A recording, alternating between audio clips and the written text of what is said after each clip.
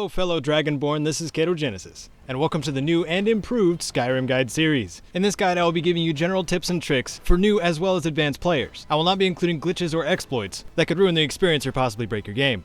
So let's get into it. After you begin a new game and escape Helgen, if you wish to level quickly, utilize the Guardian Stones. They are on the road to Riverwood, and choosing one of the 3 stones will give you a 20% passive increase to experience given from that set of skills. This can also stack with rested bonuses. Looking for honest gold early on? You can chop wood, work the mines, and harvest produce at the local farms, selling what you collect to the owners of these places. During some of these tasks you can speed up the process. For example, instead of going through the long arduous mining animation, you can equip your pickaxe, or 2 if you want to be really efficient, and swing at the ore vein 9 times to get all it can provide. Instead of selling the potatoes and leeks you gathered, find some salt in barrels and sacks, and kill some deer for venison, and you can make venison stew. Consuming it will regenerate your health and stamina at a constant rate, for the duration. For combat purposes, this will give you endless power attacks. Before starting a craft for the first time, you can ask Blacksmiths, Alchemists, and Enchanters to give you the rundown. You'll get not just a crash course, but possibly a bit of experience for doing so. While in town, you can also find out about the local happenings and be led to several rewarding quests, just by heading to the inner tavern and asking the owner what they've heard. You can also get bounty quests this way.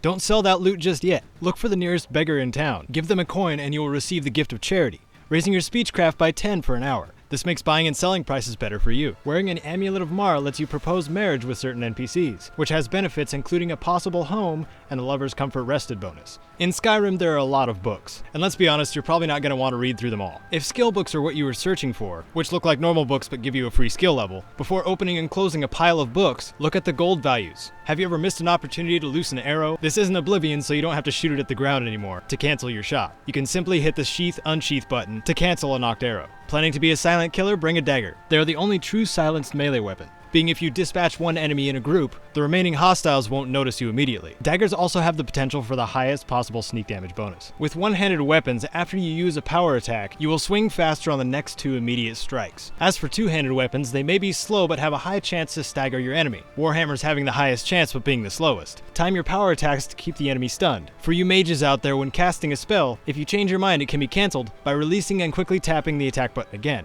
a bit faster than switching to another spell. Elemental spells and enchantments have effects attached other than dealing just raw damage. Fire, for example, deals damage over time and increases damage from other sources, great against trolls and undead. Frost spells can sometimes slow your enemy and do damage to their stamina, working well against foes that like to use power attacks. And shock spells travel instantly, damaging the target's magicka, excellent against other wizards and creatures that use spells. On the defensive side of the arcane, ward magic is not only decent protection from spells, but can also protect you from shouts, spit attacks, and even dragon breath. If you use melee weapons against the dragon instead, you can still prevent them from spewing ice and flames at you if they're on the ground. When they reel back or even during a breath attack, you can shield or weapon bash them by holding block and attacking at the same time. It will make them stagger, so you can get a few free hits in too. Poisons affect all enemies as long as they are not undead or have a natural resistance. If a dragon is proving difficult, try poisons. The dungeons come in many flavors in Skyrim, most of which contain traps. Enemies can be tricked into setting them off by using the throw voice shout or shooting an arrow towards the pressure plate or tripwire. Bear traps are special in this case because they can be rearmed,